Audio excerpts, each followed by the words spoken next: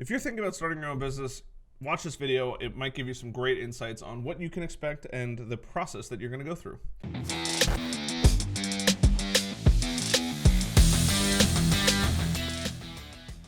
Hey, what is up, guys? My name is Harrison Barron, the Millennial Entrepreneur. Now, in this video, like I said, I want to share with you guys my entrepreneurship process, what I've done, where I started from, why I started my own business, and I think a lot of it's going to resonate with a lot of you because chances are pretty good you're either at some point in these stages, and I want to share the backstory of why I started it and just some interesting facts about things that have kind of molded me and shaped me into the person I am today, owning a digital marketing agency.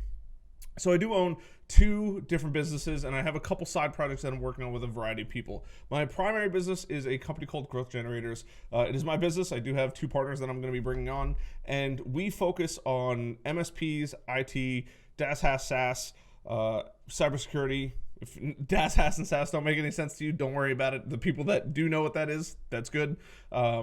But we focus on helping them build exposure online. So typically through content creation, we focus a lot on inbound marketing. So that is creating content online through videos, through blogging, through social media, and attracting ideal buyers to come in and purchase their products and services. Now, this is very different than an ads agency where they might be running Google ads, Facebook ads, Waze ads like my last video, or a variety of other different ads. Could be pay-per-view ads, it could be print ads. I mean, the ad list goes on and on and on. But at my agency, that's what we focus on. Now, recently we've broken about 6 figures, looking to grow that increasingly year after year. We got impacted a little bit by COVID. Not the best thing in the world, but we could have been way worse. I'm very happy with where we've ended up, and we're consistently growing month after month and year after year. But we focus on pure organic traffic and pure organic growth. So a lot of what we do takes a very long time, typically a 1 to 2 year payoff. And we just relaunched with the new brand. It was originally Barron Media Group. So if you've been following me for a while, you will know that I owned Barron Media Group. Now I own Growth Generators. We had to do some rebranding, and I'll get to that topic in a little bit. But when we started, it wasn't starting out as an SEO agency. I actually didn't know anything about SEO. I knew probably freakishly little amount of SEO, but what I did have was a work ethic. So I want to share with you guys the steps and processes that I've used to get to that point. Now, I did say 2 businesses. I do have my personal brand. It is harrisonbarron.com, and I teach a lot of social media. I teach a lot of basically everything that I'm doing at my agency, but it could be applied to so many different industries. So that's kind of where that came from, and it's a good place for me to jot down notes, information, learn and share my knowledge. And then also I have a bunch of courses that I'm in the process of creating. The Kajabi SEO course, I have a LinkedIn training course, I have a LinkedIn Sales Navigator course, and I'm in the process of coming out with several other courses that people seem to really like. I have a really high quality setup, so my content seems to work pretty good on there. But I didn't start out this way. I didn't start out with either of these companies like this. And I'm playing around with a couple other projects on the sides with some friends here. But let's roll back to before I even started my businesses, because I think that this is really where it all began. Now, before I started my business, I was a bartender.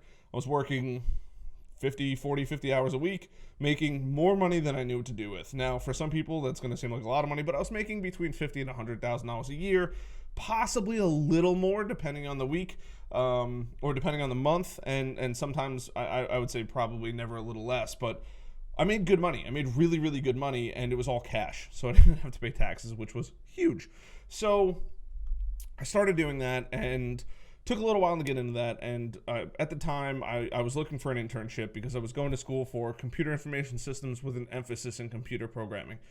And it was pretty cool. It was really hard, and I went into it with the wrong expectations. I went into it for the money. Everybody was telling me the money's so good, and I knew I could get through school. I was pretty confident in the fact that I could do that. I could pretty much do anything I stick my focus on and stick my mind to. But this was really, really hard. Probably the hardest thing I've ever done. And in college, bartending, really had a great time. Loved everything that I got to do. And after college, or right in the middle of college, I should say, I needed to go get an internship because I needed a job.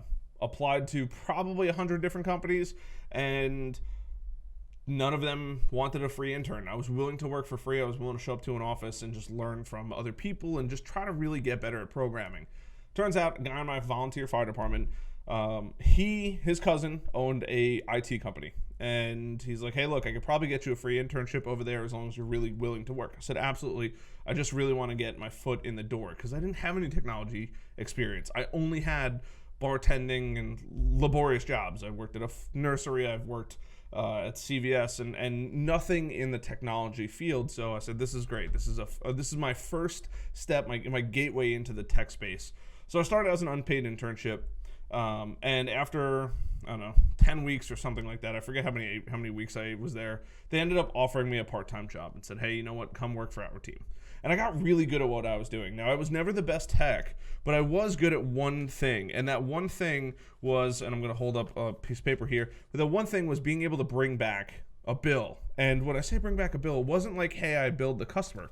It was, I figured out what was wrong with the system, whether it was a new computer or a new phone. And because of my skills at bartending, being able to sell things and speak to people, I was able to come back and say, hey, this is what the customer needs. And I've already spoken to the customer, and I'd had a general idea of how much things cost, so I could do some basic math and say, hey, this is going to be around $1,500, $2,000, $1,000, whatever that number was. And I'd bring it back to the office and hand it into the office, and they said, like, wow, that's incredible that you've already done all the work. You know everything that there is, and your numbers were pretty close to accurate. Now, I was never 100% accurate because I didn't know, but I knew general cost of how much a new computer was, how much a phone was. And I was able to give that to the sales team, and they were able to take care of that and bill that customer. And I'd go out a couple days later and go install the new system. And my boss realized, like, wow, I can go out and I could sell for him and make the company active money while I was actually fixing things on site. And he started to realize I was really good at talking to people. And not even persuasion. It was just, I had a lot of confidence behind my speech. And he said, look, I think that you'd make a great fit for the sales team if you're interested. And I said, sure. But I said, I'm not doing anything until I get sales training. So I went through Sandler sales training for around 11 months. And I got really, really good at sales. And because I had no sales background, I was able to implement everything I learned that day. Hey, ask for referrals. Did it. Hey, say this. Did it. Hey, use this technique. Did it. And I got really, really, really good at it because I was able to do it over and over and over again. At that point, I had started to network, and my business cards are floating around somewhere over here. But I was able to start networking, meeting people, and start making more and more sales to the company. This was really good, and I got to meet clients and was account managing while selling new clients. It was really, really cool. I got to do everything. I got to touch new tech all the time, and I had a lot of fun with that. However, at some point or another, I started having clients say, hey, I need somebody to build websites for me or run my social media or run my ads. Do you know anyone? Of course I do. I had a great friend in another company who just did digital marketing. I said, this is perfect, right? So I'd send him some business, and he didn't send back too much business on my end, but it was fine. As long as I had somebody I know, like, and trust that I can send business to, this was going to be a prosperous relationship because I was terrified to give away a customer to somebody who wasn't going to perform. And one day I happened to walk into their office, and I looked at their board, and their entire board was full of all the deals that I had given them. And I looked and I said, what other customers are you guys working on right now? Or, like, what other sales are you guys working on? Oh, nothing. It's all your stuff right now. And I was like, wow, that's incredible. Like, I was able to give them 10 or 20 new projects per month, right? We're not talking about like $5,000 projects or $200 projects. I'm talking like $5,000, $10,000, $15,000 projects here. Really decent size deals, like deals that most people would be ecstatic to have. And I said, wow, that's great. And then they told me something that I really probably shouldn't have heard. And I said, like, well, I know that this person competes with this person. How are you guys doing both of that? They're like, oh, well, we're running ads and doing their SEO. And I was like, how? They're like a couple miles away from each other. How can you ethically control two of the same types of companies in that territory? That's a huge problem. Ethically, you can't do that. Like, because I understand if I worked for 4 out of the 5 largest pest control companies on Long Island, well, I would be able to control the Google rankings for Long Island. That's just how it would be, because I can manipulate and see, okay, this person's going to get here and this person's going to get here, and I'll make sure that this person's here, and I could really kind of figure out where I want them to fall in on Google. And that was really the one of the things that really hit a nerve. And I was like, wow, this is really, really unethical what I'm seeing here. And it made me really upset and really unhappy about what I was seeing. So that was number one. That was the first strike. The second strike was I wasn't making the money I really wanted to make. Now, I loved my old boss. My boss was awesome. However, I wasn't making the money I wanted to make. I was the first commissioned salesperson in the company. And because of that, it took a long time to get my commission in play. And then they kept pulling little, white rabbits out of hats. Nothing was adding up. And I was starting to get a little upset. And I'd voiced my concerns because I love that company. I would have worked 100 hours a week for that company to make it work. And over and over and over again, I felt like I was just getting kicked while I was down. Hey, we need to fix this. And okay, and it would just get pushed down the road and pushed down the road and pushed down the road. And one day I was like, you know what? This is ridiculous. We have a marketing company that is doing unethical things. I'm working for an IT company that isn't paying me what I know that I'm worth because I had started asking other people, and I was doing way more money in sales than they were. And I was pretty fed up. I was like, this is crazy. Like, why is it that it's so hard for me to make a decent amount of money when I'm giving away tens of thousands of dollars a month to a marketing company? We're not getting any money back from that. I'm closing tens of thousands of dollars a month for my IT company in monthly contracts, and I'm getting pennies for what I should have earned. And I had to do some research on that. I asked a bunch of friends that did the exact same things that I did and made sure that I wasn't crazy. And I was like, wow, this is bad. Like, this is not right. So I started to just learn marketing, and I had started a podcast by then called the Brutally Honest Podcast, where there's usually a sign sitting over in the corner of that room over there. And it was a podcast that I got to interview and talk to really interesting people, really successful people. They'd come on my show, and through that, I learned a lot. I learned how to run social media. I learned to network really, really well and invite people on my show. And then also, I had to learn how to build websites because I needed to build my own website. I couldn't afford to hire somebody. And because of that, I had to get really good at it, and I wanted to build more traffic, right? So I started going online and saying, how do I build more traffic? How do I do this? How do I do this? How do I do this? And each time I went back and worked on my stuff, I started to learn more and more about marketing, to a point where I said, you know what? I bet you I could go do a better job than this digital marketing agency and go do it myself. But I'm going to start out with social media, because social media was something that no other digital marketing agency knew how to do really, really well. They would take really generic pictures, and I was like, I'm going to set myself apart. I'm going to go out there and actually take the pictures myself. So I grabbed my cell phone, and I literally started my business with a cell phone and my computer that I had at home. Now, at that time, because I was bartending, I had a good friend, my buddy John, who owns a company called Watch Gauge. And he was like, dude, if you want to come build a office in my warehouse, you're welcome to. And that's what I did. I would leave work at 5, 6, 7 o'clock at night, and I'd go there with my dad. And my dad and I literally swung hammers and screwed in screws and put up sheetrock and spackled and taped. And that was the most rewarding thing. I killed two birds with one stone. I got to spend a lot of really cool quality time with my dad. And two, I was able to literally build my new office. I mean, that was the most rewarding thing. And that's kind of the test of like, how bad did I want it? Was I willing to go do that? And I was, which is huge. And I think that was probably one of the main cornerstones of like, hey, I'm going to go do this. So after a little while, my office was really coming together. I put down some carpet, put up some drop ceilings, built some walls, and I was like, look, I got to start getting ready to pull the plug here. Even though I had a couple people say like, hey, I'd sign up with you if you do this, but let me know when you actually do this. So I said, okay, sounds great. I went up to my boss one day and I said, hey, James, really appreciate everything, but I think I'm going to start my own business. He said, sounds great. Happy to have you. You did a great job. Really appreciate everything you did for us. Meanwhile, I made that company an exorbitant amount of money. Would have loved him to try to pull a little harder for me, but I get it. When you're somebody, he knew how bad I wanted to start my own business when I was speaking to him, and he knew that I probably could. So went out, built this office, pulled the trigger. I said, look, work that day, work the next day, and then the next day I wasn't allowed to go to my desk. They said, nope, you can't go to your desk, which is pretty normal in the technology industry. Usually they march you right out that moment.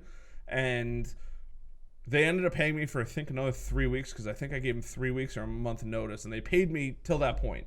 And I took that money, and I would use that money. I lived off that money for about a month or so. And when I say like I lived off that money, like I had no money in the bank. I mean, zero. I wasn't making enough money to save any money. I literally had enough money to cover my bills and like go out with friends every once in a while.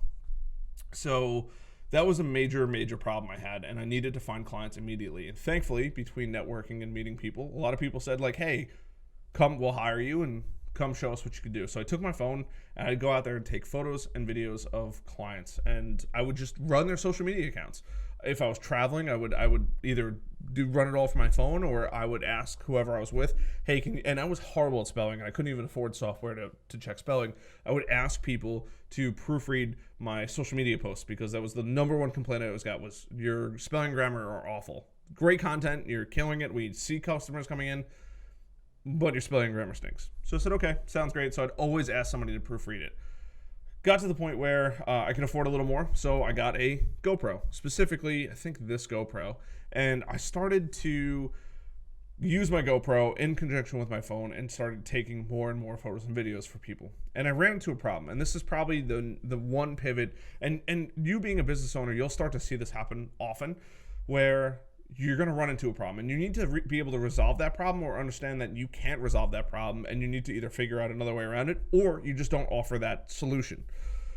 So I was running social media accounts, and some people weren't getting conversions, and I'm like, I don't understand. Like, you're getting crazy views and traffic on your social media, but you're not getting any sales. Like, there's a problem here. So I'd go to their website and I'd realize, oh, their website is from 10 years ago or 15 years ago. And that's the problem. Like, it's just so outdated.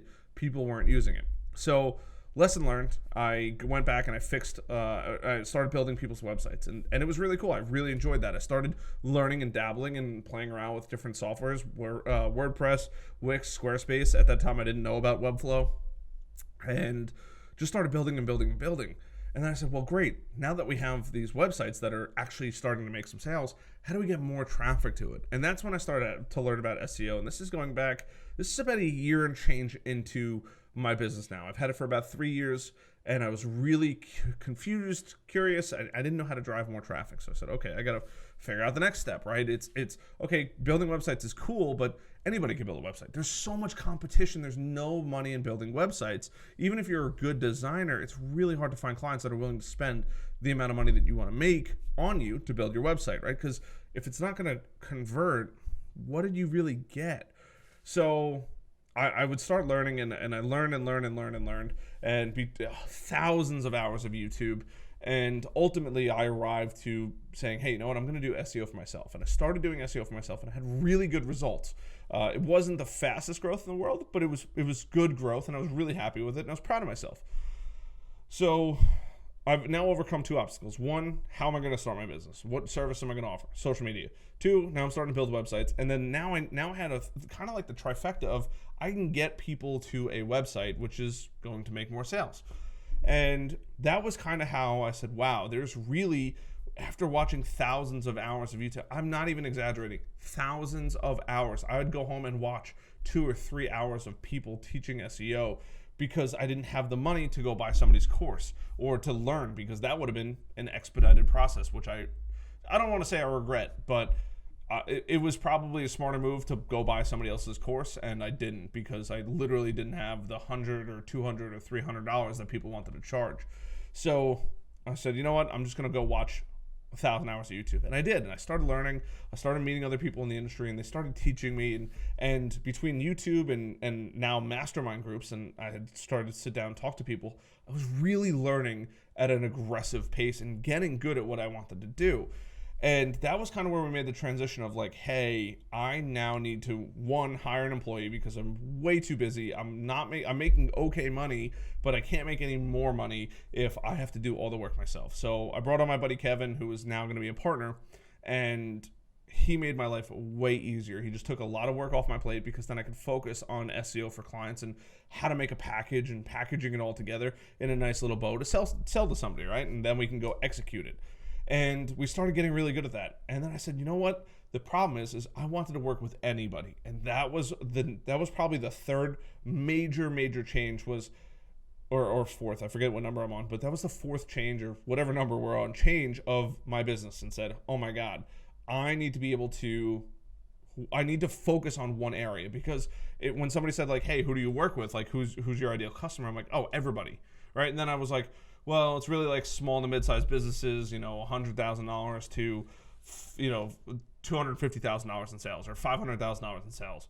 And I realized that like I had no idea what I was talking about. And I'm like, oh my God, like I'm so far off. And it's a niche, but it wasn't a big enough pocket of people, or at least somebody that can make introductions for me. So I said, I got to figure out something else. And the other problem too is when I'm creating content, who am I creating content for? Am I creating content for any small business owner? Which is great. That's kind of what this channel is. This channel is an outlet for helping a lot of small business owners. But in my agency, I couldn't just make that content. There's way too much competition out there. So I said, we got to focus on what I know best, which is the world that I came from. HaaS, DaaS, SaaS, MSPs, ITs, cybersecurity, and security companies. Like that was my bread and butter. I knew everything about them. I knew how they would get their customers. I knew who their ideal customers were. I knew how their customers thought, and I could really kill it for them. So we started working with a couple local, actually one specific IT company on Long Island while we were working with a bunch of other companies. And we got to test and try, and we grew their traffic pretty tremendously. We grew them from about 300,000 impressions per year to about 1.5 million impressions per year. And then their click-through rate varied throughout the year, but I mean, pretty excessive growth over the course of about a year. And that was pretty much the turning point of saying, wow, I actually know what I'm doing. I now have a one person with me, and we're probably looking for another person to do some website design because I knew I couldn't do it all myself. And because of those things, I was able to then say, hey, I'm going to have a successful business that is going to make money, we now have a product, we have a niche of people to focus on, and we can create content geared towards that niche. And that's kind of how it all fell in place. And now we can consistently say, hey, we know that we're going to get X amount of clients. We know that what threshold of clients we could work with. We know how to work with those clients. We know how much money we should charge those clients. And we can tell the customer what kind of ROI they can expect from the work that we're going to do. That's the best part about it. It wasn't, oh my God, I don't know how I'm going to do this, or I don't know how I'm going to do this. It didn't start off with a digital marketing agency. It started off with a variety of transformations and additions. And at one point or another, I bought this camera for social media. I said I needed a camera for YouTube, and I need a camera for really high quality social media pictures and website pictures. And that's kind of how I got this camera, which is a Sony a6400 with a 16 millimeter lens, 1.4 f-stop. And every single thing that I've done is a progression of the business growth, and it consistently grows. It's cool. I mean, a lot of the videos that you watch are the videos that and the things that we're doing in our agency, which is a 6-figure agency.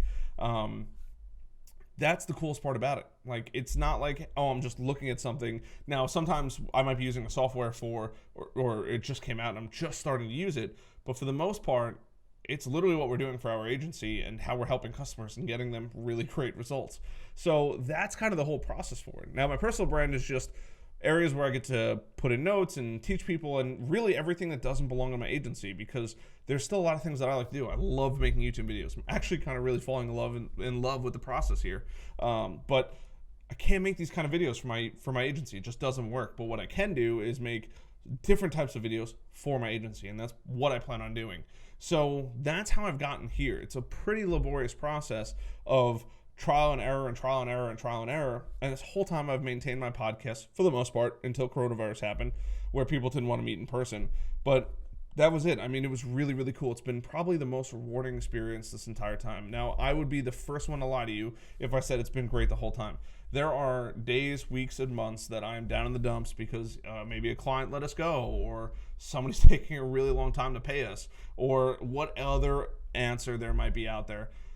There's definitely times where it's like, oh my God, this is brutal. Like, why is this happening? The relaunch of the brand. I mean, reset our SEO clocks back a lot. So, I mean, each thing that we're doing is a step in the right direction. And I know that what we're doing is right. And I'm still now I'm paying for courses. I can afford to pay for courses. But in the beginning, I couldn't afford to pay for courses, especially some of the people, the industry leaders in the digital marketing and SEO space wanted hundreds or thousands of dollars to learn SEO. And I couldn't do that. So it's been a constant process. And it's actually funny because now I'm building an SEO course to teach other either digital marketers or small businesses how to go do that.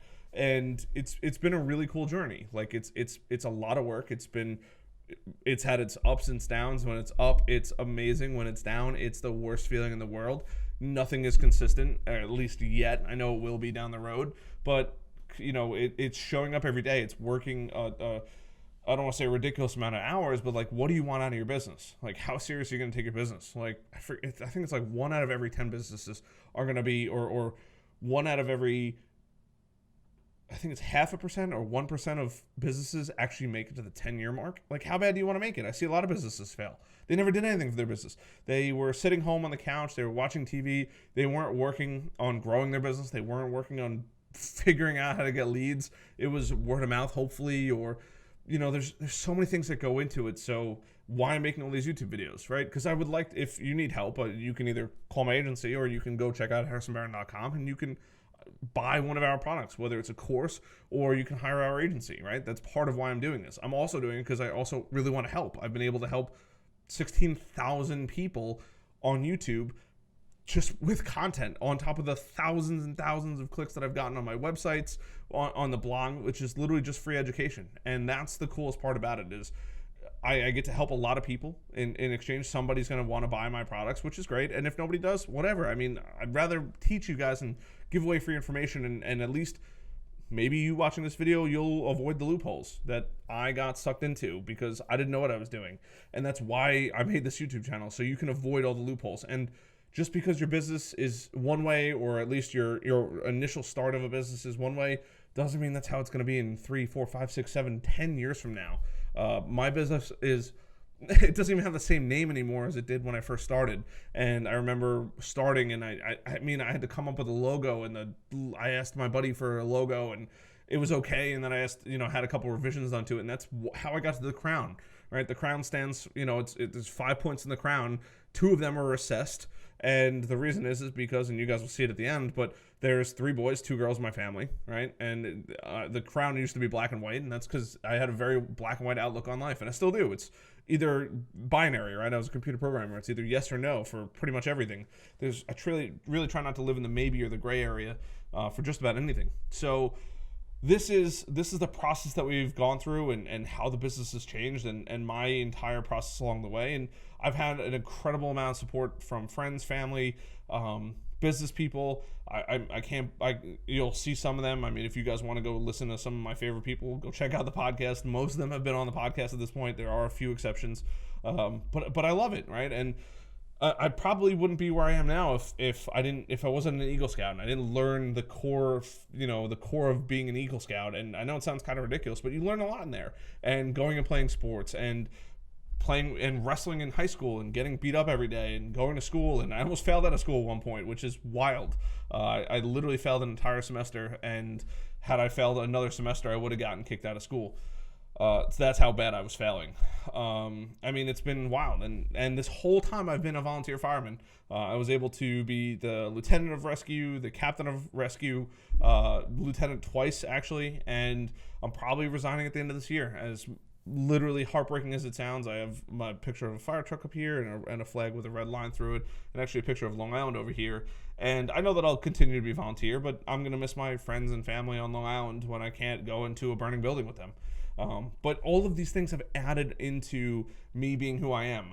I've gotten most certifications that I could possibly get, and I keep getting more, and I keep trying to be a better person, because I think that even though it might not be business related, it's good for you to grow as a person. And I think when you grow as a person, your business tends to grow. A lot of the really successful business owners I see have maybe not every certification, but they're constantly working on themselves to become better in different areas, whether it's more certifications, whether it's further learning in their careers, maybe it's becoming a better parent. All of these things come into play to make you a better person. And I think that this is something that a lot of people overlook or don't even think about to mention. Like, you have to go through this process of being, of learning over and over and over again, and making yourself a better person, and taking on more challenges and overcoming those challenges, because that's ultimately how you grow. So I hope this video helps. I hope you guys got some inspiration out of this.